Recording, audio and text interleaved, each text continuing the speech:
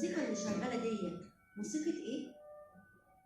دي موسيقى باليه بحيره البجعه، اللي كل ما اسمعها بحس ان انا برقص من كل حته في جسمي، حتى لو كنت واقفه قدامكم ثابته ببقى من جوايا ببقى عامله زي الفراشه، بطير برقص في كل حته. اصلي وانا صغيره وانا بحب الموسيقى ورقص الباليه، وكان حلمي اطلع راقصه باليه. حجمي كان مساعدني جدا على الحلم دوت، وكنت كل ما بشوف في التلفزيون باليه بحيرة البجعة اقف قدامه واحاول اقلد حركات راقصات الباليه والف جامد واقع على الارض واقوم، بس بقوم بضحك وكاني واقفه معاهم بتدرب. في يوم رحت قلت لماما: يا ماما انا بحب رقص الباليه وعايزه اتعلمه. ماما افتكرتني بهزر، فبصت لي كده وقالت لي: رقص باليه ايه يا بنتي؟ ده انت بتتعبي، لو مشيتي من الاوضه دي للاوضه دي بتتعبي. انا رقص باليه قال.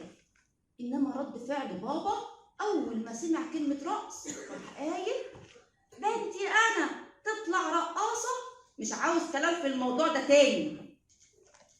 انا سكت، بس تفتكروا من جوايا سكت؟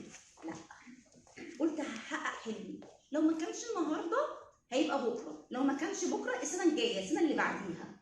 وكنت لما ببقى لوحدي في الشقه اشغل مزيكا وافضل ارقص واحاول اقلد راقصات الباليه في رقصهم وابقى فرحانه. بس تفتكروا في الاخر انا طلعت راقصه باليه؟ لا، خلصت الثانويه العامه ودخلت كليه اداب قسم اللغه العربيه. من اول يوم وانا حاسه ان هم مختلفين عني، انا مش شبههم ولا هم شبهي. حاولت كتير اقلدهم في طريقتهم، في مشيتهم، في كلامهم باللغه العربيه الفصحى، بس كنت بفشل وبحس ان انا مش منهم.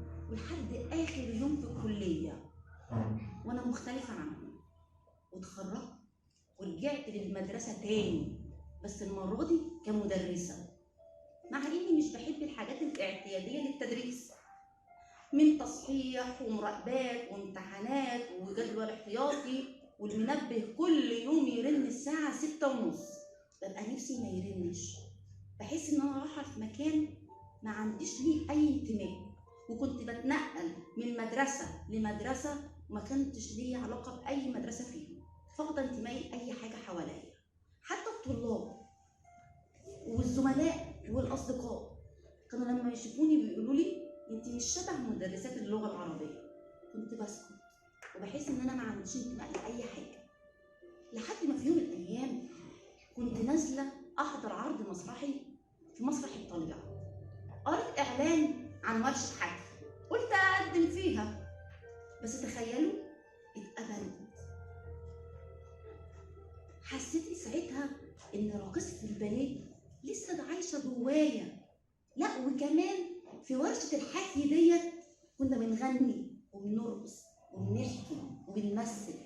حسيت ان انا اكتشفت نفسي من جديد، وقررت ان انا كل لما اجي احكي هحكي عن راقصه الباليه اللي بقت بترقص وبتغني وبتمثل وكمان بتحكي.